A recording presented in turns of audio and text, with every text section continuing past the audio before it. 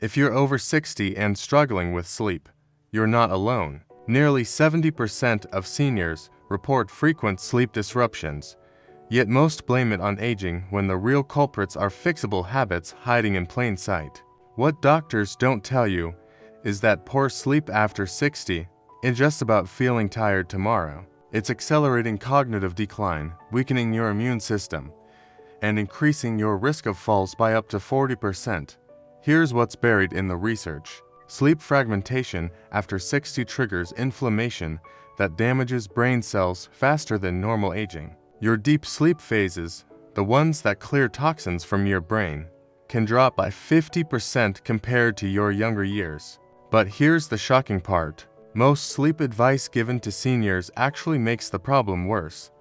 I'm going to reveal 7 changes that can transform your sleep in just 1 week. Number 7 might surprise you because it happens in your kitchen, not your bedroom. But number 1 is the most powerful because it works while you're awake, rewiring your internal clock in ways that seem almost as simple to believe.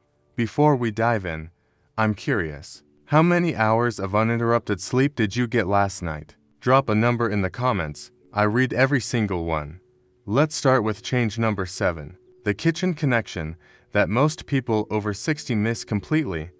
Your evening meal timing is sabotaging your sleep architecture. That's the pattern of light sleep, deep sleep, and REM cycles that restore your body and brain each night. When you eat your largest meal within 3 hours of bedtime, your digestive system stays active all night long. Your core body temperature, which needs to drop for deep sleep, remains elevated. Your blood sugar spikes and crashes, waking you up between 2 and 4 in the morning.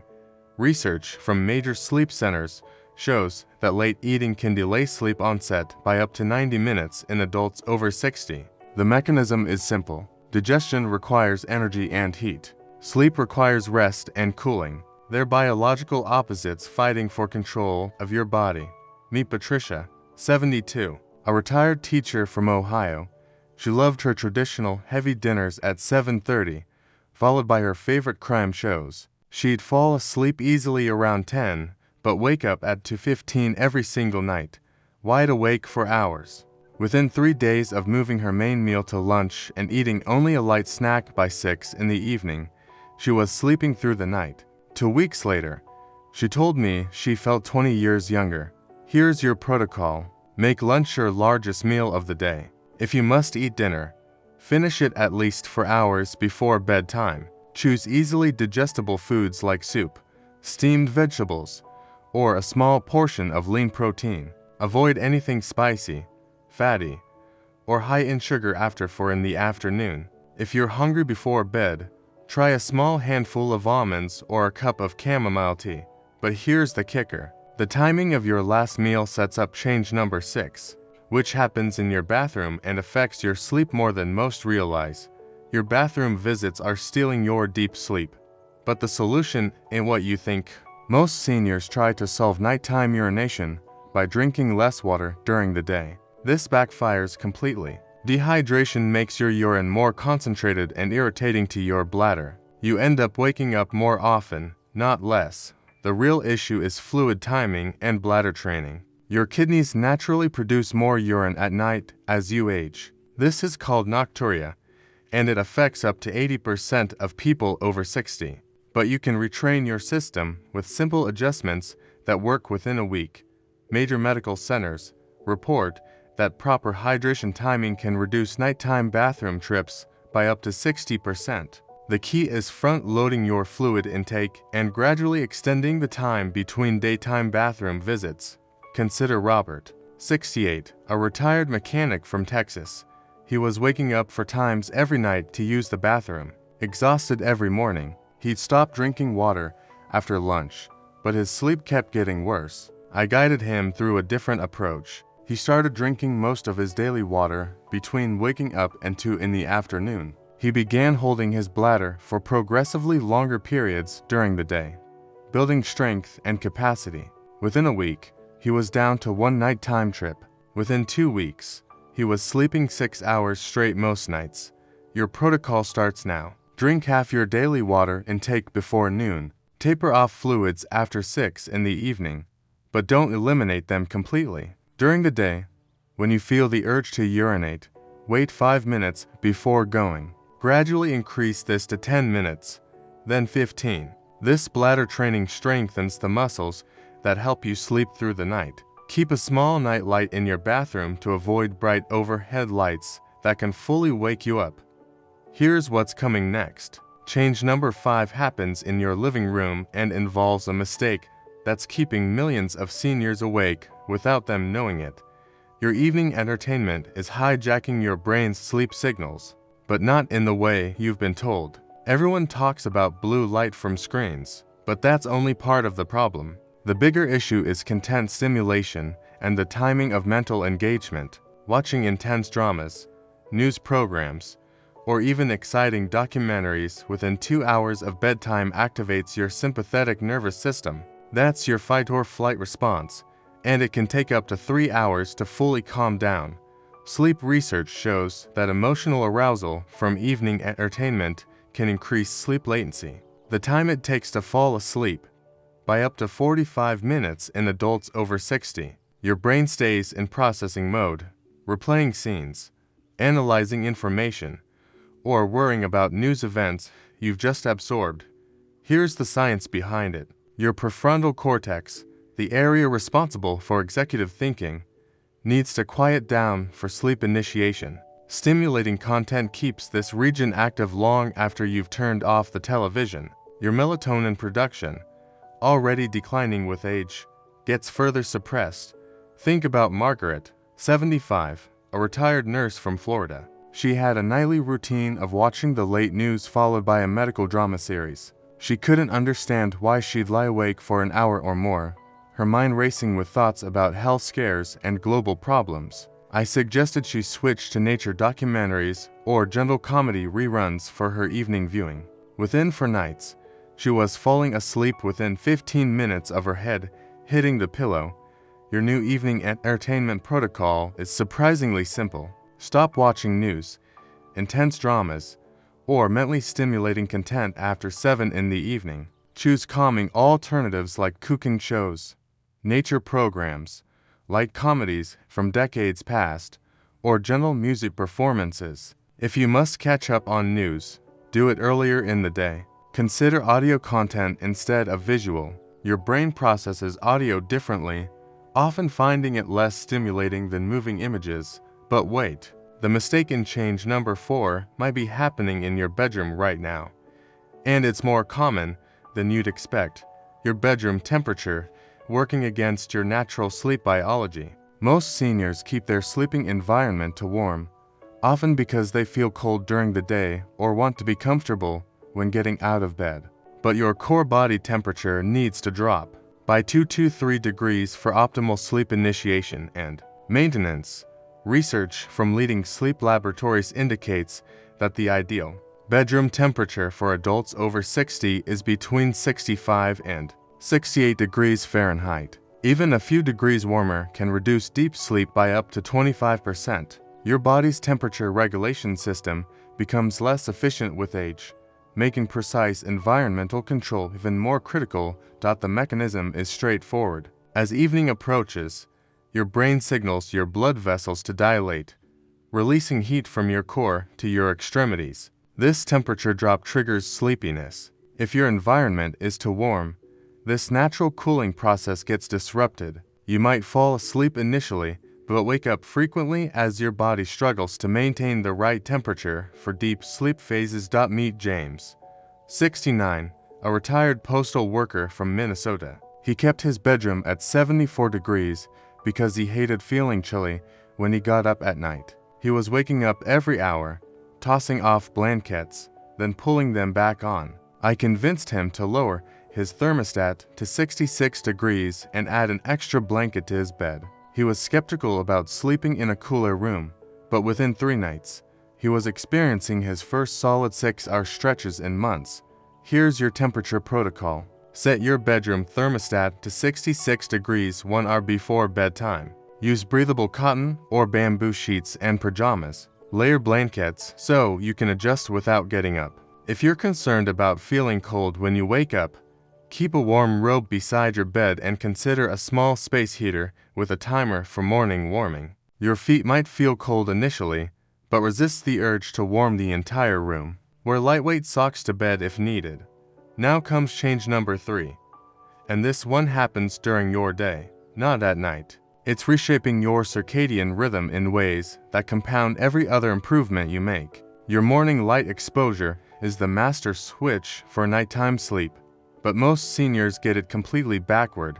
You need bright, natural light within the first hour of waking up, yet most people over 60 spend their mornings in dimly lit kitchens and living rooms with curtains closed. This throws off your internal clock and makes it nearly impossible to feel naturally tired at bedtime. Your circadian rhythm, controlled by a cluster of cells in your brain called the suprachiasmatic nucleus, relies on light cues to time the release of melatonin and cortisol.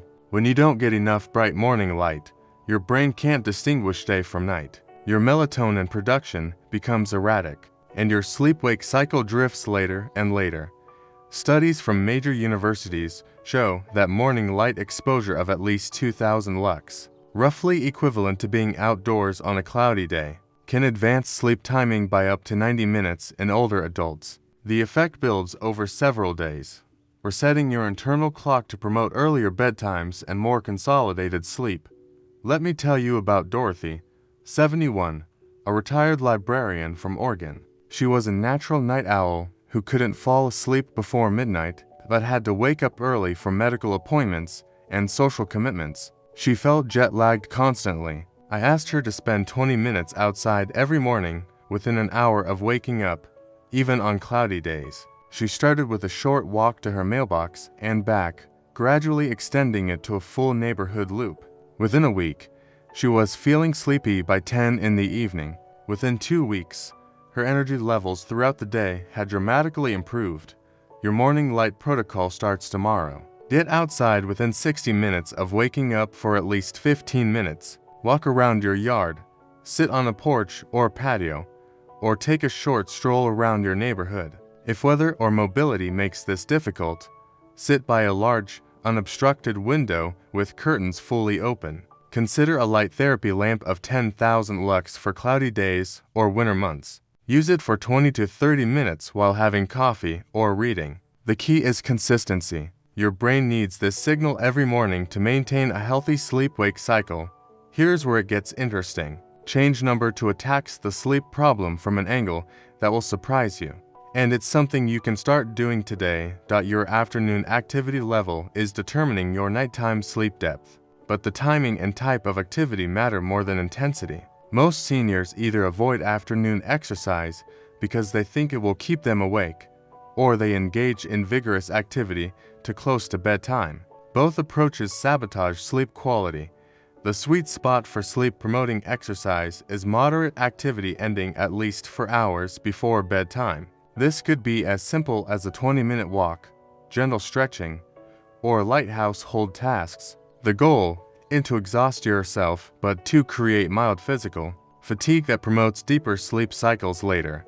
Research from Sleep Medicine Centers reveals that seniors who engage in 30 minutes of moderate afternoon activity sleep 25% longer and report 50% fewer nighttime awakenings compared to sedentary peers. The mechanism involves body temperature regulation and the natural buildup of adenosine, a chemical that promotes sleepiness. Here's how it works. Physical activity raises your core body temperature. As your body cools down over the following hours, this temperature drop enhances your natural sleep drive. Exercise also increases the production of adenosine, which accumulates throughout the day and signals your brain that it's time for restorative sleep. By evening, you have both the chemical and thermal conditions needed for high-quality rest. Consider Frank, 73, a retired accountant from Colorado. He spent most days reading and watching television, then wondered why he couldn't sleep despite feeling tired. I suggested he take a 15-minute walk after lunch and do 10 minutes of gentle stretching before dinner. He protested that he wasn't athletic and worried about overdoing it. Within 5 days, he noticed he was falling asleep faster. Within 2 weeks, he was waking up feeling more refreshed than he had in years. The activity was gentle, but the sleep benefits were profound. Your afternoon activity protocol is designed for sustainability, not intensity. Choose activities you enjoy and can do consistently. A 20-minute walk after lunch works well for most people. Gentle yoga, tai chi, or simple calisthenics in your living room are excellent alternatives. Household tasks like light cleaning, organizing, or gardening can provide the right level of activity. The key is to finish at least 4 hours before bedtime to allow your body temperature to normalize. Start small and build gradually. Consistency matters more than duration. Now we reach change number 1, the most powerful adjustment you can make, and it works by rewiring your relationship with sleep itself. Your sleep anxiety is creating the very problem it's trying to solve, and this becomes more common as we age. You lie in bed calculating how many hours you'll get if you fall asleep now, watching the clock, getting frustrated with each passing minute. This performance anxiety about sleep triggers stress hormones that make sleep biologically impossible. The solution sounds counterintuitive, but it's backed by decades of sleep research. You need to remove the pressure to sleep by changing what you do when you can't sleep. This approach, called stimulus control therapy, has success rates above 80% in older adults when applied consistently. Here's the science. When you lie awake worrying about sleep, your bed becomes associated with anxiety rather than rest. Your brain starts treating your bedroom as a place of stress instead of a sanctuary for sleep. Breaking this association requires a specific protocol that retrains your unconscious mind to connect your bed with successful sleep. Major sleep clinics report that seniors who practice stimulus control techniques fall asleep 30% faster and stay asleep 60% longer within just 2 weeks of starting the protocol. The approach works because it eliminates the learned anxiety response that keeps your sympathetic nervous system activated when you should be relaxing. Let me share the story of Harold, 74, a retired engineer from Michigan. He would lie in bed for 2 or 3 hours every night, his mind racing with worrying about not sleeping. The more frustrated he became, the more elusive sleep became. I taught him the 20-minute rule and helped him create a calm alternative activity. When he couldn't fall asleep within 20 minutes, he would get up and sit in his living room chair with a boring book under dim light. No clock watching, no phones, no stimulating content. When he felt sleepy again, he would return to bed. If sleep didn't come within 20 minutes, he would repeat the process. The first few nights required multiple trips, but within a week, his brain learned that the bed was only for sleeping. His sleep latency dropped from over 2 hours to under 30 minutes. Your stimulus control protocol starts tonight. Go to bed only when you feel genuinely sleepy, not just tired or because it's your usual bedtime. If you don't fall asleep within 20 minutes, get up and go to another room. Choose a calm, quiet activity like reading something boring, doing a simple puzzle, or gentle stretching. Keep lights dim and avoid anything stimulating. Return to bed only when you feel sleepy again. Repeat this process as many times as necessary. Don't watch the clock or calculate sleep hours. Trust that your body knows how to sleep when you remove the performance pressure. Be patient with this process. It may take several nights to break old patterns, but the results are typically dramatic once your brain makes the connection. These 7 changes work together like instruments in an orchestra. Your meal timing supports your body temperature regulation. Your morning light exposure coordinates with your afternoon activity to strengthen your circadian rhythm. Your bedroom environment and stimulus control technique eliminate the barriers that have been preventing deep sleep. The beauty of this approach is that you don't need to perfect all 7 changes immediately. Start with the ones that seem easiest for your lifestyle. Many people see improvements within 3 to 4 nights when they address just their meal timing and bedroom temperature. The effects compound as you add each element. Remember that sleep needs become more individual as we age. What works perfectly for your neighbor might need adjustment for your specific situation. Pay attention to what your body is telling you and modify these recommendations accordingly. Sleep isn't a luxury when you're over 60. It's the foundation that supports your memory, your immune system, your balance, and your overall quality of life. Every night of poor sleep makes tomorrow more difficult. Every night of good sleep makes you stronger and more resilient. You have the power to transform your sleep starting tonight. These aren't complicated medical interventions or expensive treatments. They're simple adjustments that honor how your body actually works at your stage of life. Which of these 7 changes resonates most with your current sleep challenges? And what's the first step you'll take tonight to begin improving your rest? Share your plan in the comments. I'm genuinely curious to hear which approach feels most doable for your situation.